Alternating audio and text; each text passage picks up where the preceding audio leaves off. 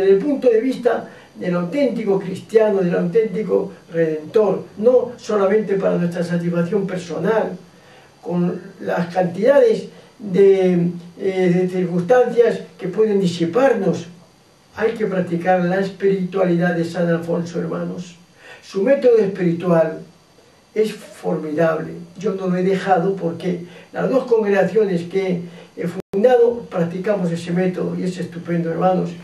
Bueno, dice San Alfonso claramente que es el recogimiento que él pone, tomado de Santa Teresa, por cierto, es la regla de las reglas, con la cual el redentorista se santifica en poco tiempo, dice, y además añade una comparación estupenda, como propia de este hombre doctor, pero doctor popular.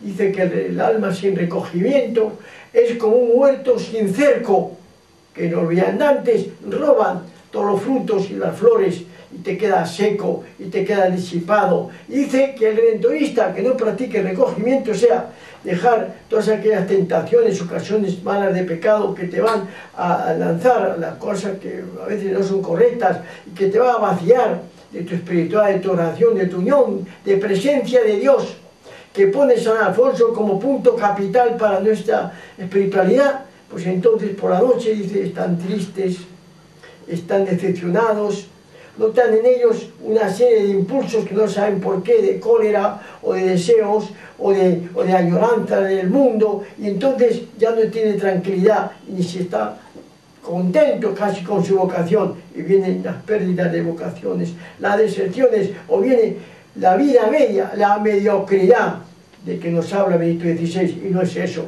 San Alfonso nos ha llamado para que seamos santos, y bien claro, si no eres santo, ¿qué pintas acá? Si no eres santo, entonces estás siendo infiel a tu vocación.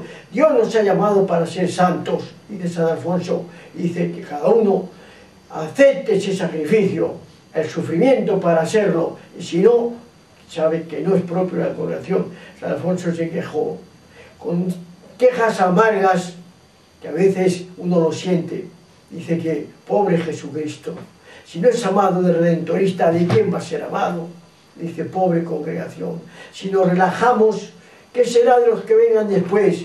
La congregación no seguirá ya con su espíritu. Por eso, hermanos, yo estoy dando esta pequeña charla, discúlpenme, yo temo que si no seguimos el auténtico espíritu de San Alfonso, nos relajemos, y de tal manera que desaparece el espíritu de la congregación. Seremos un montón de profesionales, si quieren, de la palabra, lo que quieran, pero no seremos santos, capaces de sacrificarse, de sufrir como Cristo para ser santo, porque San Alfonso pone la clave del espíritu nuestro en la negación.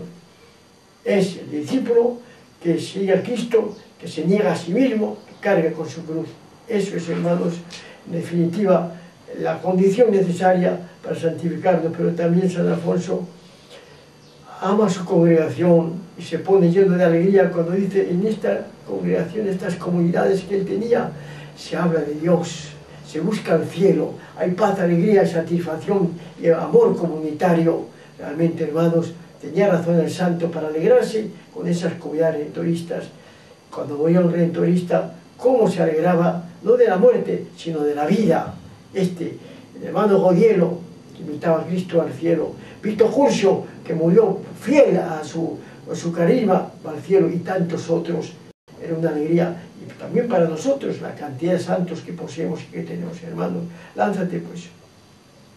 Yo te animo porque yo lo estoy intentando.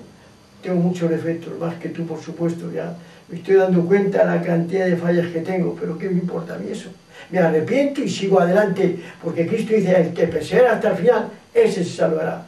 Hermanos, qué bonito saber que tenemos pues todavía vocaciones, muchas misiones, y tenemos un mundo por delante, como dice la Vita Consagrata, que el redentorista no es aquel que escribe una historia, sino que realiza otra historia, una historia que está por delante, la historia del apostolado, que hoy es necesario más que nunca, y la historia de la santificación, que eso no pasará nunca, porque el Papa actual nos lo está recordando. Nosotros debemos santificarnos, siguiendo las disposiciones de nuestro fundador.